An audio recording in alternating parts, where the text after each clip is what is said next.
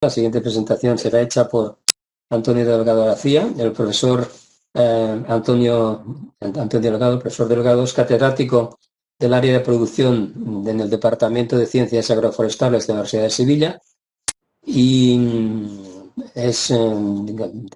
también es coordinador adjunto y miembro de la Comisión Académica del Programa de Doctorado de Ingeniería Agraria, Alimentaria y Forestal de Desarrollo Rural, en la Universidad de Sevilla.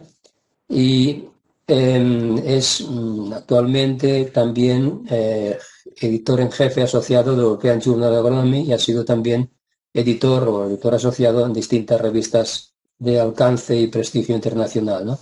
En su actividad investigadora se ha centrado en el manejo de la fertilidad de los suelos, ha colaborado en distintos estudios sobre el impacto ambiental de prácticas agrícolas y desde luego ha sido autoprolífico, ha publicado más de 160 trabajos agrícolas en estos temas.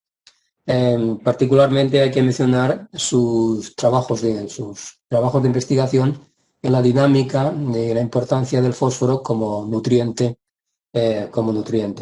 En definitiva, pues él tiene una experiencia muy amplia en este y otros temas y parte de esta experiencia la va a verter en su presentación, trata de las funciones del suelo para la provisión de servicios ecosistémicos. Adelante, cuando usted quiera. Planteé la idea y me gustaría hablar de un poco una visión integral del papel del suelo en la agricultura y un poco cómo manejar el suelo desde una perspectiva no solo de la productividad y de lo que podemos conseguir de él en términos económicos de manera directa, sino también de otros beneficios que son necesarios e interesantes para la sociedad. Y voy a hacer una breve historia, ¿no? La historia de la agricultura es una historia breve, si la comparamos con la historia del mundo, con la historia del universo. Estamos hablando de una historia de 10.000 años, que eso no es nada, ¿no? La verdad no somos muchas veces conscientes de lo que implica la agricultura en nuestras vidas y en el origen de nuestra civilización. La cuestión es que cuando empieza la agricultura, probablemente al agricultor, al ser humano, lo único que le preocupaba es producir alimento, ¿no? Y podríamos plantearnos si en la actualidad, en la agricultura actual, hay algo diferente a esto. En la mente del agricultor puede haber algo más que la producción de alimentos. Se ha planteado otras cuestiones como pueden ser estos servicios ecosistémicos que puede proporcionar la agricultura y el suelo agrícola a la sociedad, que son procesos, son servicios muy importantes, ¿eh? Pues probablemente no se lo plantea. Y no se lo plantea porque al principio la agricultura poco menos que esclaviza al hombre. Yo voy a utilizar el término de Hariri, ¿no? El trigo domesticó al hombre. Una vez el hombre empieza a cultivar trigo, empieza a cultivar la tierra, empieza a producir animales, se vuelve un esclavo de este sistema de producción porque la población crece y necesita irremediablemente estar ligado a la agricultura para producir el alimento que demanda una sociedad con un número creciente de individuos. Evidentemente, cuando aparece la agricultura, al principio del Neolítico, el impacto que esta actividad agrícola podía tener en ecosistemas, en otros ecosistemas, pues podía ser relativamente reducido, porque la dimensión de la población humana y del área cultivada agrícola pues podía ser reducida, ¿no? Salvo la concentración que se podía dar en determinadas zonas donde aparece la agricultura, ¿no? Alrededor de ciertos asentamientos. Pero en general hay una población humana reducida y una superficie agrícola a nivel global que era reducida. Estos impactos podían tener, quizá en otros ecosistemas, podían tener poco efecto sobre el propio ser humano, ¿no? Lo que hay que plantearse es si en la actualidad, con esta misma perspectiva de ser esclavos de la producción de alimentos, de la producción agrícola, ¿no? De la producción de fibra o de biocombustible, realmente ese impacto en otros ecosistemas tiene ese efecto tan reducido. Eso ya no es así, ¿no? O sea, la actividad agrícola está afectando seriamente a otros ecosistemas y a otros recursos que son necesarios para la sociedad. Y se afecta a la calidad de esos servicios que deben proveer otros ecosistemas, en particular, por ejemplo, los ecosistemas acuáticos. Esto que podéis ver aquí es una foto de Landsat y esas manchas verdes fluorescentes lo que indican es una proliferación de algas realmente peligrosas en lagos de Wisconsin. Son lagos que están eutrofizados y están eutrofizados porque tienen un nivel de nutrientes muy alto. Bueno, el nutriente que preocupa en este proceso de eutrofización es el fósforo. No tanto el nitrógeno, porque el organismo protagonista de esta degradación del ecosistema acuático son cianobacterias, y estas cianobacterias son capaces de fijar nitrógeno atmosférico. El único limitante para ellas es el fósforo, ¿no? Aunque durante mucho tiempo las empresas de productos de limpieza, de detergentes, pagaron para echarle la culpa al carbono, pero no era el carbono ni es el nitrógeno en origen, ¿no? Aunque el nitrógeno también puede estar asociado a proliferación de algas, sino que es el fósforo. Luego hay un impacto importante. Claro, si se afectan los lagos, se está afectando, por ejemplo, la calidad del agua para consumo humano. Y esto, evidentemente, es la pérdida de un servicio realmente importante para la sociedad. La agricultura impacta negativamente en la agricultura, es decir, afecta a los propios recursos que se necesitan para la producción. Esto es una figura clásica, en este caso está tomada de Connor, pero la podéis ver en otros autores, ¿no? Y es como el uso o la degradación de un recurso necesario en la agricultura acaba condicionando la propia producción agrícola. No sé yo si ahora se va a ver mi cursor, creo, en la presentación, pero esto está, digamos, basado en la producción agrícola australiana. A nivel global puede ser muy parecido, ¿eh? Es decir, a lo largo del siglo XIX hay una caída en los rendimientos agrícolas que básicamente se debe, aparte de a ciertos problemas fitopatológicos, pues a una caída en la reserva de nutrientes disponibles en el suelo, y en particular del fósforo, ¿no? Entonces, a medida que los cultivos van consumiendo un nutriente que no se repone porque en aquel momento no había un acceso a fuentes baratas de fertilizantes que se pudieran aplicar masivamente, pues caen los rendimientos agrícolas. ¿Eh? ¿Eh? En el momento en que empiezan a aparecer alternativas como el fertilizante fosfatado, cuando empiezan a aparecer cultivares, digamos, más importantes, ¿eh? Perdón, cultivares más productivos, pues se empieza a recuperar esa producción agrícola. ¿Eh? A lo largo del siglo XX empieza a mejorar esa producción, pero porque se empieza a paliar, perdona, pero me está sonando el teléfono y me está desconcentrando totalmente. ¿De acuerdo? Se empieza a paliar, digamos, ese efecto negativo que la propia agricultura ha tenido sobre los recursos que necesita para sustentarse, ¿no? Por ejemplo, puede ser la aplicación de mayores dosis y mayores cantidades de fertilizantes. ¿De acuerdo? La agricultura, por tanto, depende de recursos y de servicios que en parte son externos al sistema, ¿eh? Y en parte son internos al sistema y nosotros los hemos degradado y eso condiciona la productividad agrícola. Otro problema que hay que valorar es que algunos de estos recursos no son renovables. La tierra, el suelo, no es renovable. Si se degrada, los procesos de formación de suelo son muy lentos como para que el suelo se reponga. La energía debemos considerarla que esencialmente es un recurso no renovable. Los nutrientes son recursos no renovables. El fósforo y el potasio dependen de yacimientos naturales, son recursos no renovables y finitos. Y el nitrógeno depende en mucha medida del consumo de energía en la producción de fertilizantes minerales. Por tanto, también debemos considerarlo como un recurso no renovable. Y depende también de factores biológicos, pero factores biológicos que no son exclusivamente, digamos, las plantas que nosotros cultivamos. Yo creo que ya se ha comentado el papel que pueden jugar los microorganismos en la primera charla de Antonio Vallejo, los microorganismos del suelo en procesos que son importantes para los cultivos, como puede ser, por ejemplo, la nitrificación.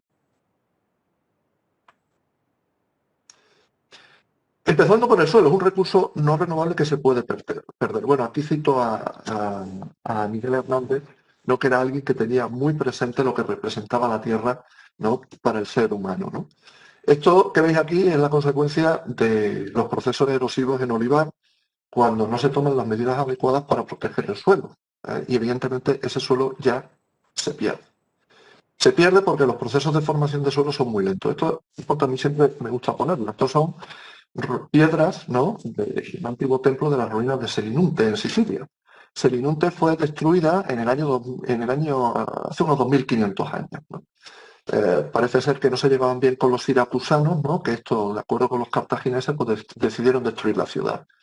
Estas piedras se quedaron desde hace 2500 años más o menos en esta posición, ¿no? Y lo que veis aquí es estos agujeritos, ¿no? Eso, el proceso de disolución de carbonato, que es algo terriblemente lento y que nos puede dar una idea de lo lento que son los procesos de formación de suelo. En 2500 años esta roca prácticamente no se ha alterado. Por tanto, rocas que se formen sobre rocas similares, perdón, suelos que se formen sobre rocas similares van a tener una evolución y una formación muy lenta, ¿no? Lo que quiero dar la idea es de que el suelo debemos cuidarlo, ¿no? Y de que en la práctica es digamos, un recurso no renovable. El fósforo es otro elemento, es un elemento esencial para la agricultura, para el ser humano, ¿no? Y de alguna manera ha sustentado los incrementos de los rendimientos agrícolas desde mitad más o menos del siglo XIX, en Europa y posteriormente en otros continentes, ¿no? Pero también es un recurso no renovable. No solo no es renovable, sino que es estratégico. Aproximadamente 3/4 de las reservas mundiales están en un solo país, en Marruecos, y particularmente en el Sáhara Occidental, de dudosa titularidad en estos momentos. Esto va a dar lugar a tensiones, ¿no? Evidentemente, en el uso de este recurso y en el precio de este recurso en el futuro, ¿no? Y esto ya se puso de manifiesto en el año 2008 con la crisis del fósforo, ¿no? Lo que os quiero dar idea es de que hay unos recursos que son esenciales en la agricultura y que tendremos que ver cómo se pueden manejar y cómo el suelo puede ser de alguna manera usado y potenciado para facilitar estos recursos. Por ejemplo, en cuanto a necesitar menos fósforo externo, menos fósforo que venga de la minería de recursos no renovables, ¿no? ¿Qué demanda la sociedad de la agricultura? Bueno, demanda alimentos, fibra, energía, ahora, ¿no? Habría que cuestionar si esto es posible o no para alimentar a la población mundial, pero esto es un criterio básicamente de demanda de producción, ¿no? Pero demanda algo más. Pues puede demandar otros servicios del ecosistema, ¿no? Un ambiente saludable, otros recursos que son necesarios en la agricultura, no contribuir al cambio climático. Ya ha explicado el profesor Vallejo la relevancia que puede tener la agricultura en la emisión de gases de efecto invernadero. Por tanto, el manejo agrícola, la agricultura puede contribuir a incrementar la problemática del cambio climático. Pero por otra parte, el suelo agrícola también puede almacenar carbono, por lo que de alguna manera puede ser un carbono que no se emita mediante otros procesos a la atmósfera. Todo esto debe ser adecuadamente considerado, ¿no? en el manejo del suelo. Es decir, solo puede tener un papel más allá de lo que es la producción de alimentos, fibras o energía. Puede proporcionar servicios que son muy relevantes para la sociedad y que ahora vamos a pasar a analizar, ¿no? Bien, el agrosistema puede proveer servicios, digamos, relacionados con la productividad primaria, con la producción primaria, como serían alimentos, fibra y energía, ¿no? Evidentemente, todo esto, este comportamiento del agrosistema está afectado por cómo se maneja, por el manejo agrícola, pero también, ojo, podría contribuir a servicios que puede proporcionar el agrosistema y que pueden resultar positivos para el propio manejo del agrosistema y para la sociedad. Por ejemplo, se pueden proporcionar servicios relacionados con el control de plagas, con la polinización, con la conservación del suelo, con el reciclaje de nutrientes, con la provisión de agua de calidad. Esto es importante para la sociedad. Secuestro del carbono, biodiversidad. Y biodiversidad que se debe entender como vida dentro del suelo también, ¿eh?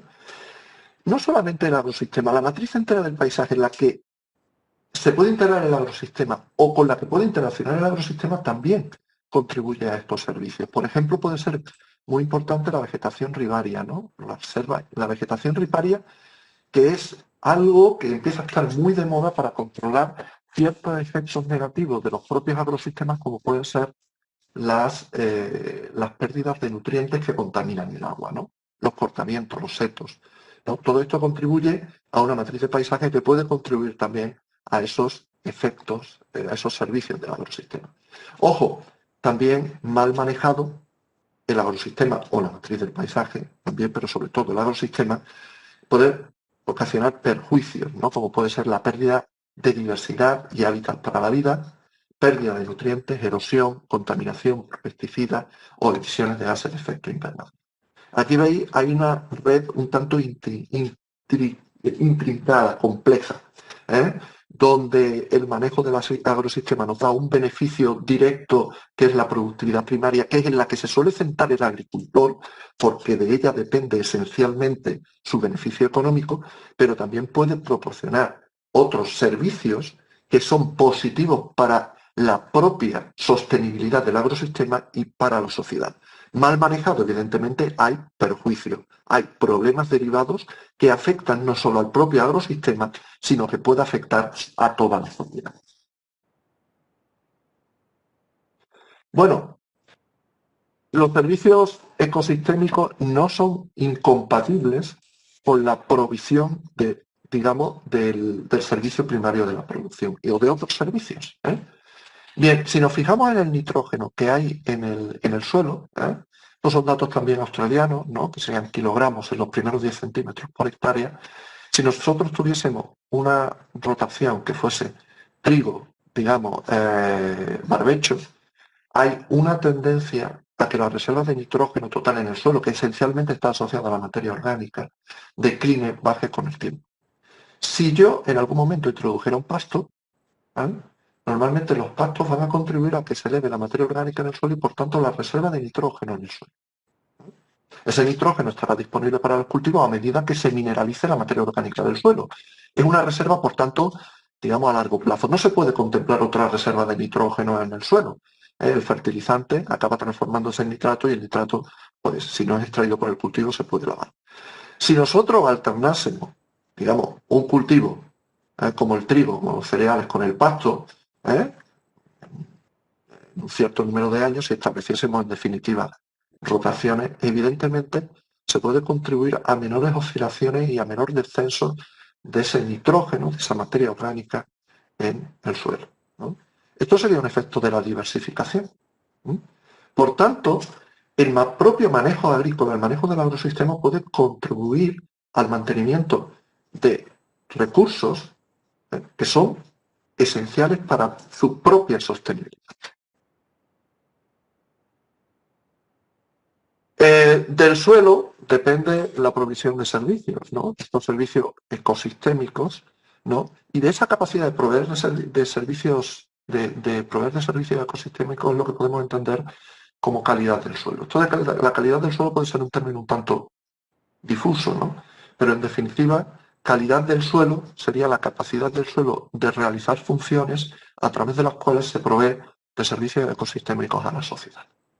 Los suelos son muy distintos y su capacidad de proveer estos servicios ecosistémicos también puede ser distinta. Y también se pueden ver afectadas de manera distinta por el manejo al que son sometidos. ¿De acuerdo? Por tanto, de la calidad del suelo van a depender, me voy a centrar en una definición de funciones, por cierto, que es la que utilizan Schultz y Kramer habitualmente en sus artículos, ¿no? Estas funciones del suelo, ¿no? Que dependen, que un poco definen esa calidad del mismo, sería productividad primaria, que básicamente es la capacidad que tiene el suelo de proveer de alimentos, fibras o biocombustibles a la sociedad, purificación y regulación del agua, es decir, el suelo puede actuar reteniendo agua, reduciendo a lo mejor el riesgo de inundaciones, ¿no? Pero también purificando el agua, porque el suelo tiene capacidad de retener potenciales contaminantes del agua, como puede ser el fósforo, que es un nutriente, pero en el agua es un contaminante. Regulación del carbono, porque puede almacenar carbono. También puede estar implicado en las emisiones de gases de efecto invernadero. Dependiendo del manejo, esas emisiones de gases pueden ser mayores o menores. Proporciona un hábitat para la biodiversidad, no solo para la vida sobre el suelo, sino también para la vida dentro del suelo, para los microorganismos del suelo en particular. Y también otra función relevante es que contribuye al reciclaje y la provisión de nutrientes.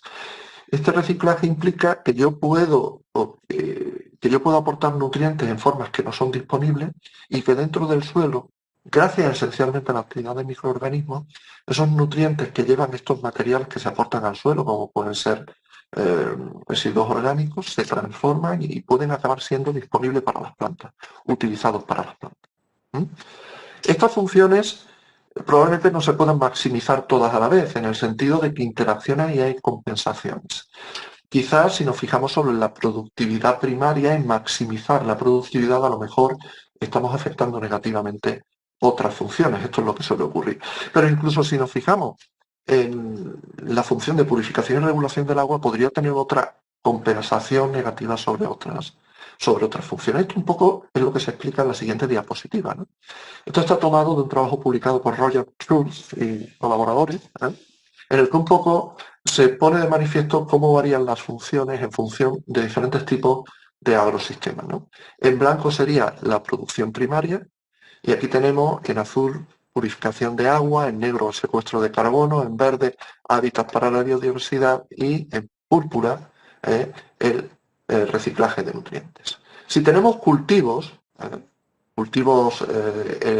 extensivos o intensivos, normalmente se maximiza la productividad primaria y se minimizan otras funciones. Quizás no se minimice demasiado lo que sería el reciclaje de nutrientes. Si lo comparamos, por ejemplo, con un pastizal, la productividad primaria quizá disminuya, pero se están maximizando otras funciones como pueden ser la purificación de agua, el secuestro de carbono, porque se almacena más carbono en el suelo, se aumenta el hábitat, se maximiza también la función de hábitat para la biodiversidad, aunque no se maximiza tanto el reciclaje de nutrientes. Bien. O sea, tenemos 5 funciones esenciales en el suelo y dependiendo del agrosistema y del manejo del agrosistema, nosotros podemos potenciar unas funciones y perjudicar otras. Tiende a haber una compensación entre estas funciones que dependen también del tipo de manejo que tenga el suelo. ¿Mm? Las propiedades del suelo, y un poco lo que quiero ilustrar con esta diapositiva, se ven afectadas por el manejo agrícola, ¿no? Pues bueno, la estructura, la topografía, evidentemente no la textura, las propiedades químicas, biológicas, se afectan por el manejo agrícola. Estas propiedades, digamos, están implicadas en procesos del suelo, como puede ser el almacenamiento de agua, el drenaje, la absorción, precipitación, la degradación biológica de residuos. Todo esto condiciona lo que serían funciones del suelo que están relacionadas con la regulación y purificación del agua. ¿Por qué? Porque evidentemente el almacenamiento de agua, el drenaje puede contribuir al control de inundaciones, pero también la absorción de contaminantes, nutrientes que pueden acabar siendo contaminantes en el agua, la precipitación de los mismos, la degradación biológica de algunos contaminantes, esto también puede ser posible como los pesticidas, acaba afectando a la retención o la desaparición de esos contaminantes en el suelo o a la pérdida de esos contaminantes del suelo. Todo esto acaba afectando a la purificación o a la contaminación de los aguas, ¿no? En definitiva, el manejo del suelo afecta propiedades del suelo que condiciona cómo se desarrollan ciertos procesos del suelo que determinan digamos, el funcionamiento del suelo para un determinado servicio ecosistémico, que sería proveer de agua de calidad a la sociedad. Todo esto, evidentemente, implica, ¿no?, una compleja interacción tanto en lo que sería la tipología del suelo, en su manejo, en los procesos que se desarrollan dentro del suelo y en las funciones que el suelo ejerce para la sociedad. Habría que plantearse si esta agricultura industrializada y globalizada que hemos llegado, pues podría, digamos, cumplir con los objetivos de la mejora de las funciones del suelo, sobre todo de la mejora de las funciones del suelo pensando más en los servicios ecosistémicos que en la productividad primaria, ¿no? Este es un artículo publicado por Naylor en 2005 en Science, o sea, está publicado en una revista realmente muy relevante.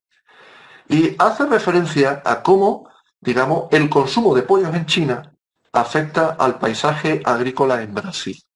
Esto lo que da una idea de que vivimos un mundo que interacciona, que está globalizado, donde hay grandes flujos de materias primas, de nutrientes, de alimentos entre continentes, ¿no? ¿Y esto cómo afecta, digamos, a la agricultura?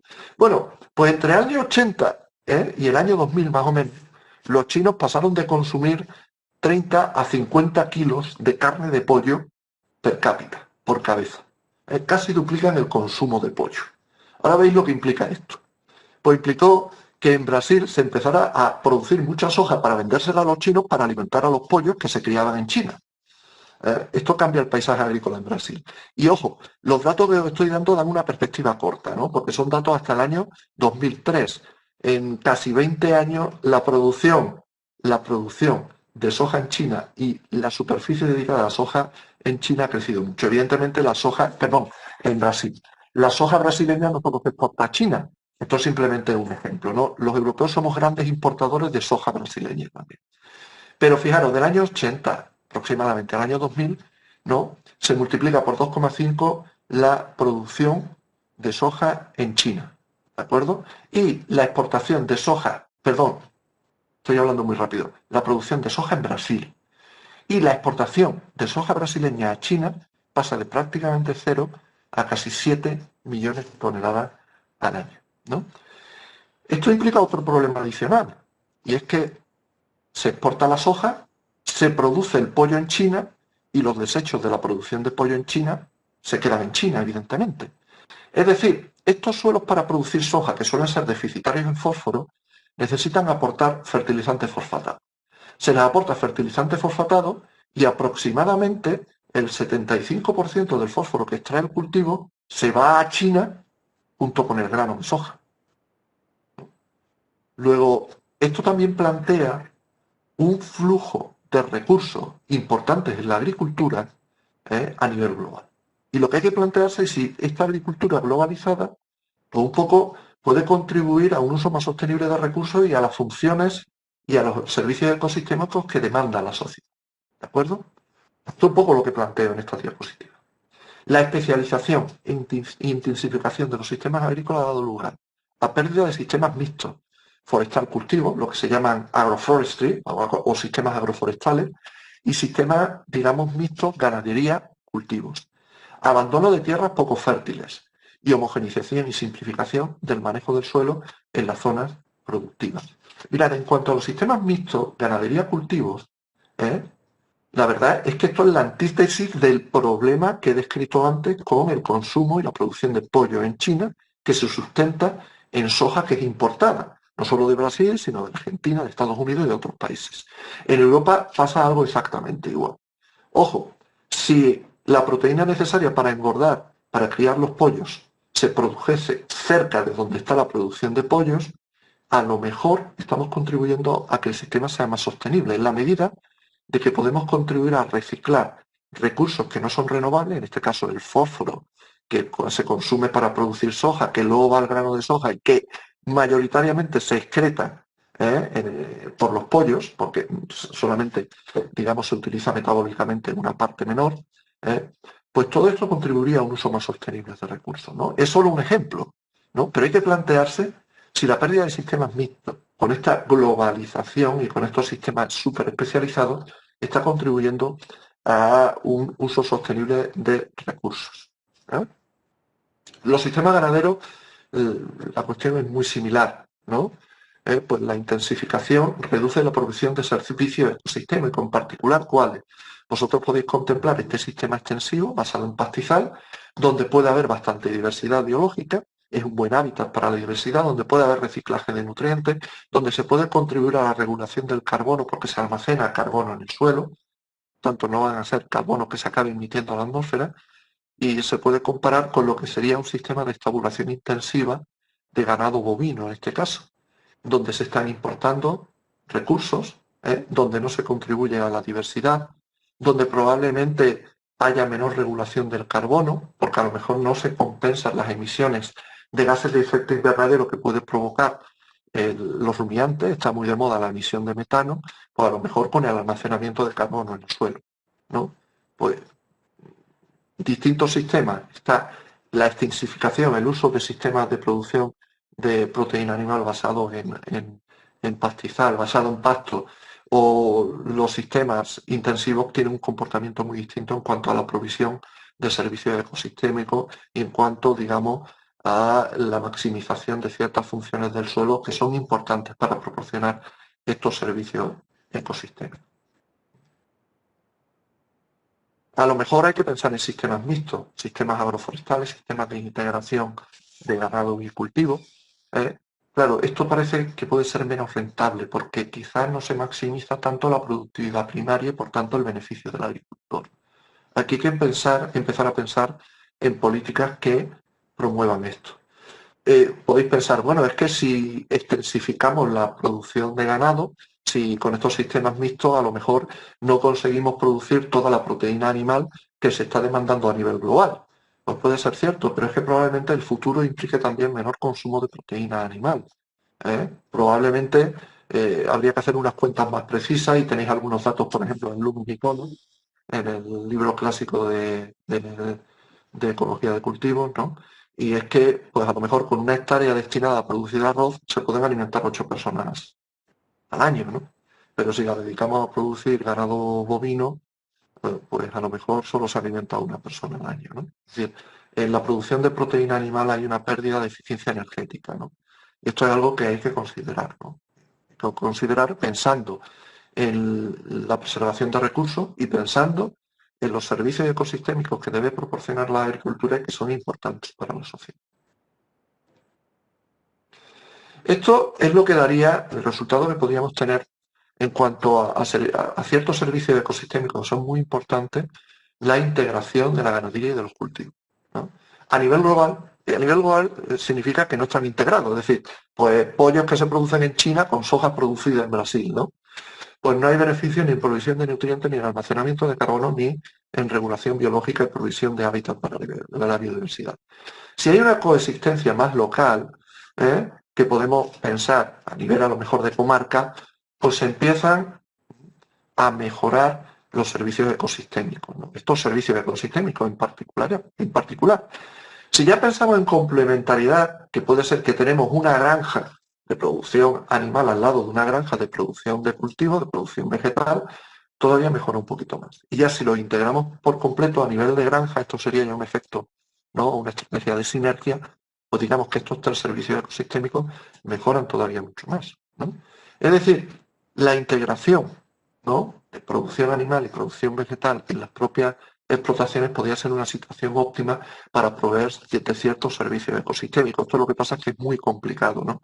Implicaría cambiar por completo la mentalidad del agricultor y sobre todo obligaría a una política de incentivos tremendamente convincente para el agricultor, porque lo primero que va a ver el agricultor es que con una agricultura quizás no tan dirigida al mercado, no tan especializada, él va a perder beneficios económicos.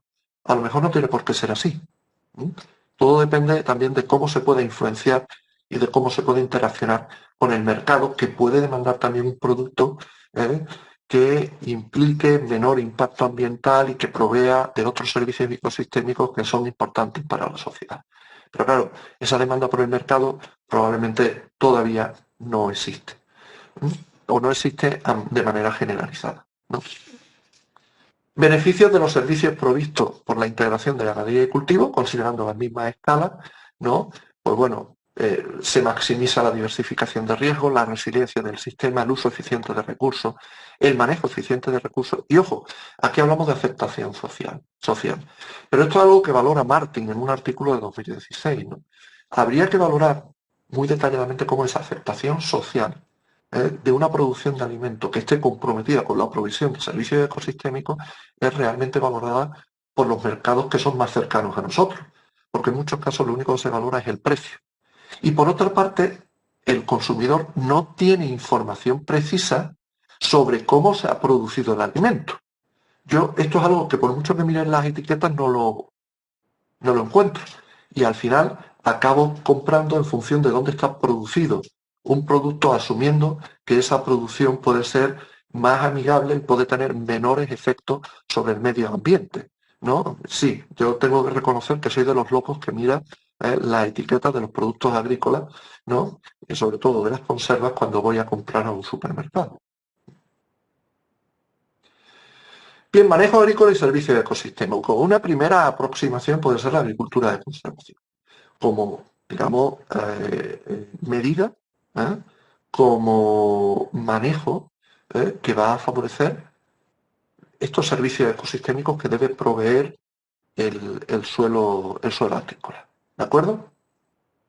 La agricultura de conservación se centra básicamente en el manejo del suelo, laboreo, en la gestión de los residuos de los cultivos y en las rotaciones, ¿no?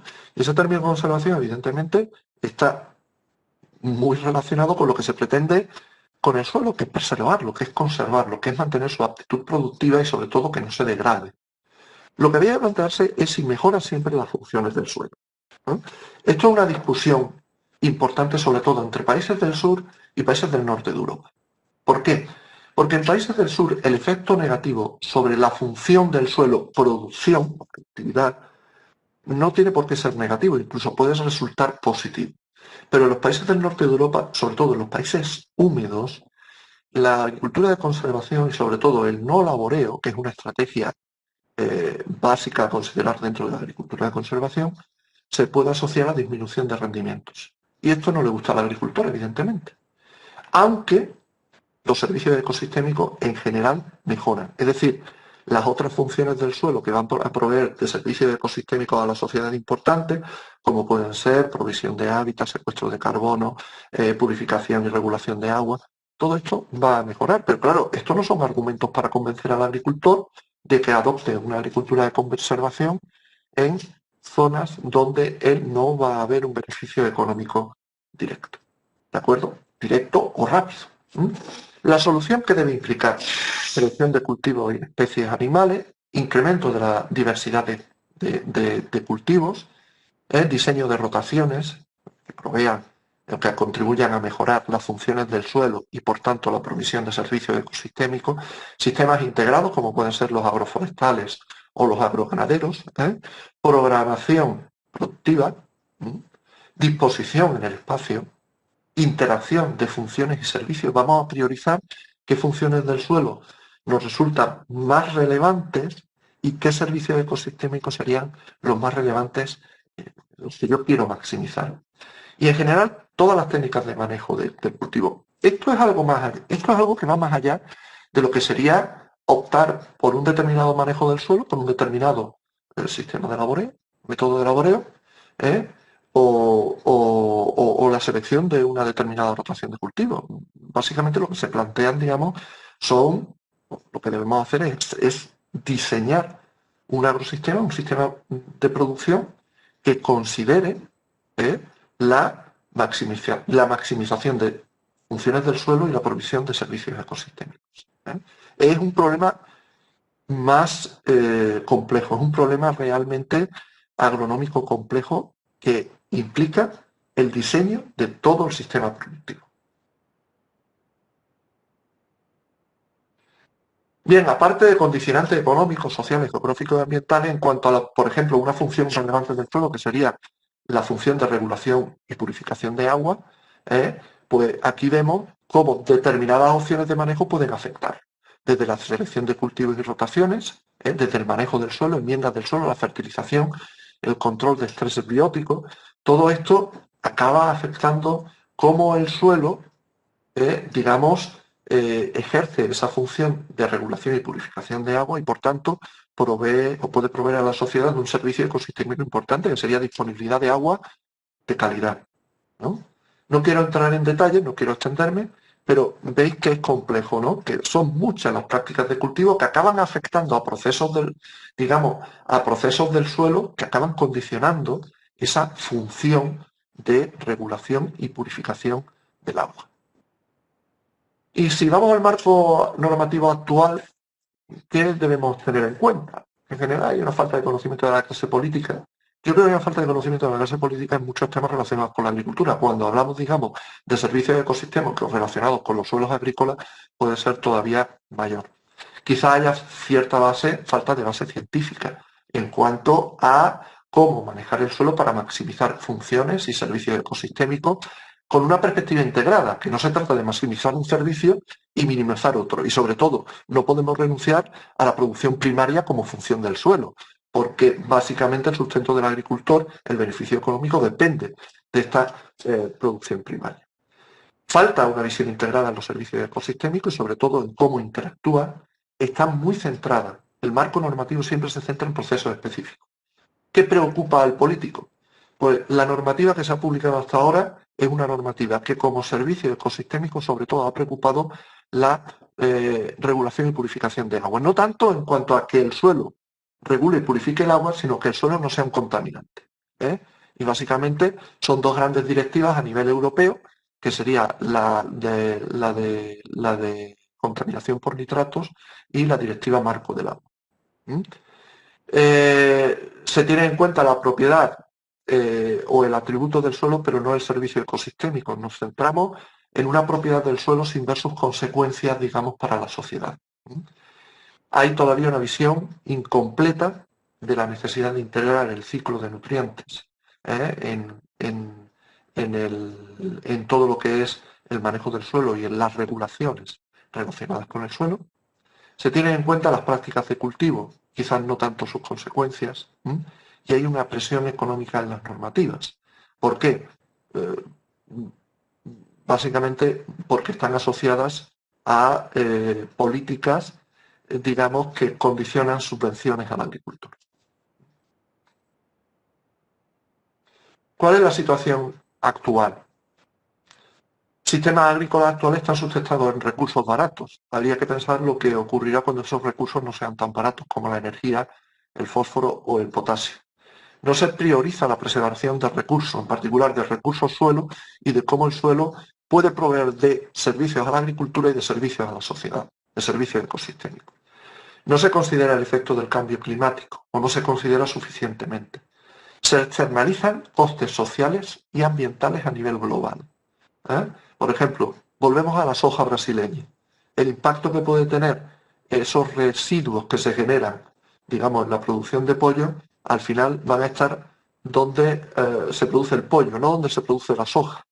Pero por otro lado, el coste de aplicar fertilizantes lo tienen los brasileños y ese fósforo se exporta en gran medida con el grano de soja. Aquí hay, digamos, un flujo de costes, de impactos que no se producen en el sitio donde tiene lugar el proceso productivo. El diseño se sustenta en una economía global y de mercado. Estamos en una agricultura hiperespecializada por estos condicionantes que nos impone ese mercado globalizado hacia el que van los productos agrícolas y que en parte el consumidor final no elige o tiene poca capacidad de elegir. Digo la tipología del producto. Elegir si compra un producto de un mercado local sustentado en una agricultura más sostenible o si elige y compra un producto más barato, digamos, sustentado o producido por una agricultura mucho más industrializada y especializada. Siempre la presión social ha ido hacia el alimento barato, hacia la función producción del suelo, pero no hacia otras funciones que proveen otros servicios ecosistémicos que son importantes para la sociedad. Ha habido una intensificación que no ha sido sostenible. Producimos mucho por hectárea, pero esto no va a ser sostenible en el tiempo. Hay que intensificar de manera sostenible. Eso implica preservar recursos mientras se proveen de servicios ecosistémicos. Se ha obviado el papel de sistemas mixtos en la producción de alimentos. Sistemas como pueden ser agroforestales o sistemas como pueden ser, digamos, los agroganaderos. Y se han menospreciado los servicios ecosistémicos de zonas poco productivas. En muchos casos estas zonas productivas simplemente se han abandonado. Y en la medida que se abandonan, no necesariamente se proveen más servicios ecosistémicos para la sociedad. Por último, los retos que tenemos serían priorizar la eficiencia en el uso de recursos y, ojo, ver cómo las funciones del suelo ayudan a maximizar la eficiencia en el uso de recursos. Asumir criterios de economía circular, contribuir a mitigar las consecuencias del cambio climático, alimentar a una población creciente. Esto es un problema que subyace. O sea, tenemos que producir más alimentos de una manera sostenible y preservando recursos y evitando contribuir al cambio climático. Evidentemente eso implica considerar esas funciones del suelo que están relacionadas con todos estos retos, con todos estos objetivos. Reducir los impactos que se tienen en el propio sistema y en los sistemas externos, en los otros ecosistemas, impactos negativos para la sociedad. Un diseño de los agrosistemas que debe sustentarse en una provisión de servicios que es compleja. No solamente producción, sino otros servicios ecosistémicos. Entonces debemos diseñar el ecosistema el agrosistema, el sistema de producción pensando en todo esto. Esto es un problema realmente complejo. Este es el problema último que debe resolver un agrónomo. Asumir el valor de los sistemas mixtos y de las zonas poco productivas, el valor ambiental, el valor en cuanto a provisión de servicios ecosistémicos, pero también el valor en cuanto a producción de calidad, no solo cantidad de alimentos. Esto es algo que puede demandar el mercado y de alguna manera es una estrategia para que el mercado empiece a considerar no solo la producción de alimento barato. Nuevas demandas sociales, un ambiente saludable, un alimento de calidad, como he dicho antes, ¿no? Todo esto se debe considerar a la hora de diseñar un agrosistema y a la hora de considerar cómo manejamos las funciones del suelo para proveer de producción de alimentos y de servicios ecosistémicos a la sociedad. ¿De acuerdo? Con esto un poco termino mi intervención, no sé si un poco densa, pensar siempre en la problemática de los pollos en China, ¿no? Porque es uno de los ejemplos de la producción de pollos en China o la de producción de cerdo en Europa. Viene a ser lo mismo, ¿no? O sea, se produce un alimento de ganado en un continente que va a otro continente y donde se externaliza el impacto que puede tener el sistema, el propio sistema donde se empieza a producir el alimento para el ganado, ¿no? Vivimos en una intrincada red de impactos que no siempre se consideran a la debida escala. ¿De acuerdo? Pues bueno, quedo abierto a cualquier pregunta o cuestión que vosotros queráis plantear. Bien, muchas gracias, profesor Delgado. Ya no estamos fuera ya de nuestro horario previsto, pero en todo caso todavía aparece aquí una pregunta que quizá pueda el profesor Delgado contestarla. Es una pregunta de Óscar Simón.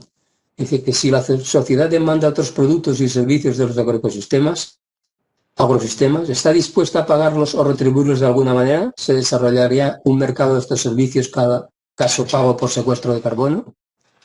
Esa es una cuestión clave, es decir, si no se incentiva de alguna manera, evidentemente no se van a proveer esos servicios o el agricultor no va a querer proveerlos, salvo que se les obligue, ¿no? Entonces tiene que haber una política de incentivos. La política de incentivos, ¿por dónde viene? Evidentemente, con uso de dinero público, no necesariamente maximizar las funciones del suelo y los servicios ecosistémicos derivados implican perder productividad de una manera clara. Incluso si hay pérdida de productividad, a lo mejor se puede ganar si el mercado empieza a considerar, ¿no?, los beneficios que hay con una tipología de producción que es mucho más sustentable realmente. Por tanto, son necesarios en principio y a corto plazo incentivos, esto se regula normativamente y tiene que haber, evidentemente, incentivos económicos. El otro podría ser políticas coercitivas, es decir, prohibir ciertas prácticas de cultivo, ¿no? Esto suele ser más problemático. Los políticos en general esto no les suele gustar, ¿no? Y en tercer lugar, digamos, es empezar a mover la conciencia social de que los sistemas de producción de alimentos son algo más que el alimento y el alimento barato que se puede producir. Hombre, esto puede resultar evidentemente para muchas personas difícil de asumir, porque implica a lo mejor pagar más por el alimento más lo que hay detrás del alimento, ¿no? Pero a lo mejor hay sectores del mercado que están dispuestos a aceptar, digamos, la posibilidad de elegir y de pagar más por un alimento producido en unas condiciones en las que se proveen de servicios ecosistémicos a la sociedad y en las que se preservan los recursos naturales sobre los que se sustenta la agricultura. No sé si con eso contesto la pregunta. Bien, pues muy bien, muchas gracias. No hay más preguntas ya directas a los organizadores y por lo tanto ya podemos cerrar esta ponencia. Espera, El organizador nos va a decir algo más al respecto. Pepe, no, Sí. quería comentarle al profesor Delgado que si quizá tendríamos que revisitar también a Lucio Junio Moderato Columela, que hace 20 años ya decía esto de la sinergia, ¿no? Sí, bueno, a lo mejor hay que revisitar a todos los clásicos, ¿no? Porque tú piensas que todos los clásicos no trabajaban con sistemas tan altamente especializados y con una agricultura industrializada que no existía. No todos eran sistemas integrados, ¿no? No, entonces, pues a lo mejor hay que empezar a revisitarlo, ¿no? Y al que hemos mencionado antes, a Ala One, ¿no?, que ya empezaba a comentar cosas interesantes desde el punto de vista del manejo y de la preservación del suelo. Antonio, otro de los clásicos que te encantan, Cicerón, yo creo que lo tienes que redefinir ahora. China de lenda es, ¿no? Hay que acabar con los chinos. No sé si lo dijo Cicerón. Yo no quiero decir que haya que acabar con los chinos. Catón, era Catón, ¿no? Catón, sí. Bueno, Catón tiene su tratado de agricultura, donde lo que hace es realmente elevar a los altares el papel que tienen los puerros, me parece. O sea, la base de una sociedad sana eran los puerros, ¿no? ¿Sabes? Ojo, Catón a lo mejor empieza a ser el padre de la agricultura especializada e industrializada. El hombre vivía obsesionado con la producción de puerros, ¿no? Sí.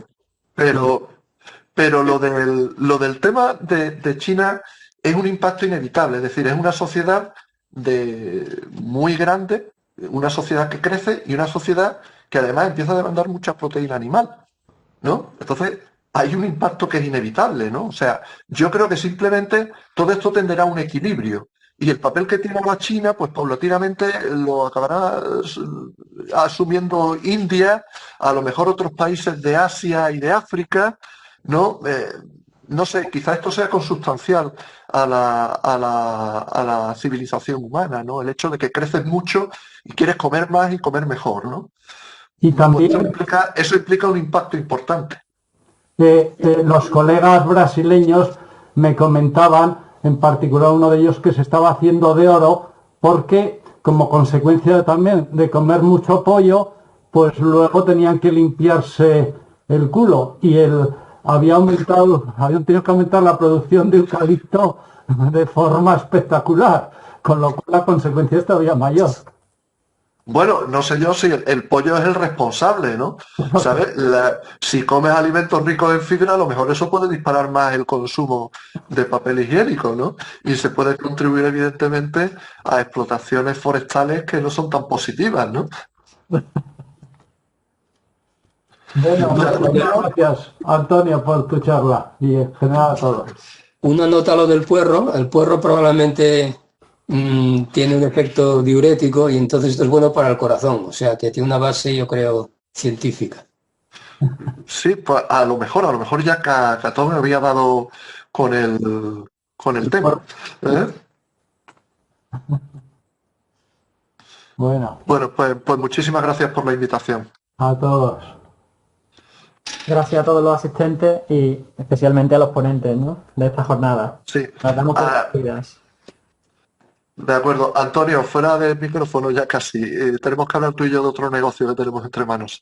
Si acaso esta tarde, ¿vale? Bueno, hasta luego. Hasta luego, hasta luego.